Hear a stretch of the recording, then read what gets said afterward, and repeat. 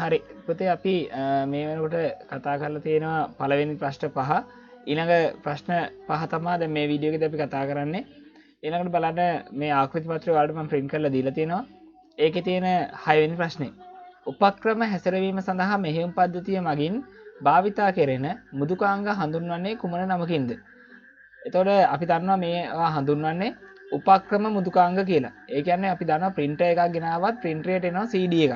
ඒ CD එකේ තියෙන printer එකට අදාළ දාවක මෘදුකාංගය අපිට පුළුවන් printer එක කරන්ට් එකට සම්බන්ධ කරලා ඒ printer එකේ තියෙන software එක CD එකේ තියෙන එක අපිට machine එකට ඒ කියන්නේ system එකට දාලා computer එකට දාලා ඒක install කරලා තමයි computer එකයි printer එකයි connect කරන්න ඕනේ. එහෙනම් මොන device එකකට වුණත් ඔයා දන්නවා දාවක මෘදුකාංග තියෙනවා. ඉතින් උපක්‍රම මෘදුකාංග කියලා අපි ඒකට කියනවා device drivers කියලා කියනවා.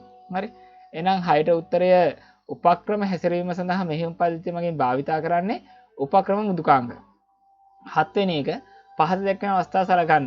දෘඩාංග හා පරිශීලක අතර අතුරු මුහුණතක්සේ ක්‍රියා කරනවා, පස්තර නිර්මාණය කරනවා, මතක කල්පනාකරණය කරනවා.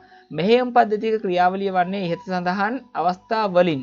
ඔයා දන්නවා මෙහෙයුම් පද්ධතිය කියලා කියන්නේ කම්පියුටර් වල නම් ගොඩාක් වෙලාවට මෙහෙයුම් පද්ධතිය වෙන්නේ Windows, ෆෝන් එකේ නම් අපි දන්නවා Android. එතකොට මෙන්න මේ මෙහෙයුම් පද්ධතියෙන් වෙන කාර්ය අනිවාර්යයෙන්ම මෙහෙයුම් පද්ධතියෙන් රුඩාංග සහ පරිශීලක අතර අතුරු මුහුණතක්සේ ක්‍රියා කිරීම සිද්ධ වෙනවා. ඒ වගේම මතක කල්පනාකරණය කිරීම සිද්ධ වෙනවා. මෙහෙයුම් පද්ධතියකින් පස්තාරා දෙන්න බෑ. ඒ නිසා උත්තරේ වෙන්නේ 4ට කීයද? A හා C. A හා C කියලා කියන ආදන උත්තරේ 3. මොකද B ගන්න බෑ. B ගන්න බෑ කියලා කියන්නේ මෙහෙයුම් පද්ධතියකින් අපිට පස්තාරා දෙන්න බෑ. මෙහෙයුම් පද්ධතියේ නෙමෙයි පස්තාරා දෙන්නේ Excel කියන software එකෙන් පැතුරුම්පත් වලින්. ඒ නිසා ඒක වැරදි. එහෙනම් නිවැරදි උත්තරේ වෙන්නේ AC උත්තරය 3. ඊළඟට ඔයාලට GIMP මෘදුකාංගය සම්බන්ධ අහලා තියෙන ප්‍රශ්නයක්. ඒතර මේකෙදී මෙම අරමුණ ඉටු කර ගැනීම සඳහා මෙහෙයුම් පද්ධතිය කවර අංගයක් භාවිතා කළ යුතුද කියලා කියනවා add or remove. හරි මේක සම්පූර්ණයෙන්ම අයින් කරන්න ඕනි කියලා කියන්නේ. ඒතර සම්පූර්ණයෙන්ම අයින් කරන්න add or remove කියන එක පාවිච්චි කරනවා. හරි. ඊළඟ 9 වෙනි එකේදී ඔයා බලන්න ඕනි පහත ප්‍රකාශ සලකන්න කියලා දීලා තියෙනවා.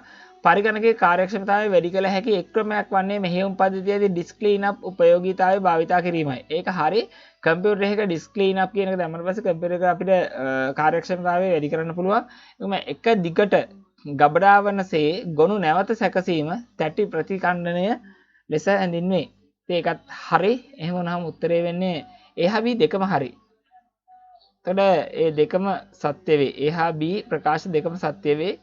කියන උත්තරේ තමයි වෙන්නේ උත්තරේ 3. හරි 10.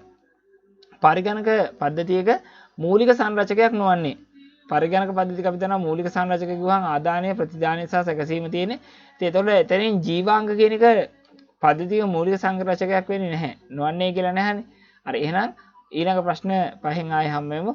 ඔන්න ඔය ප්‍රශ්න පහත් ඔයා මතක තියාගන්න මම විස්තර කරනවා ප්‍රශ්නවලදී මොනවද මේකෙන් කරන්නේ මොනවද මේකේ කාර්යය අන්න ඒ වගේ දේවල්. ඒවත් හොඳට අවධානයට යොමු කරන්න.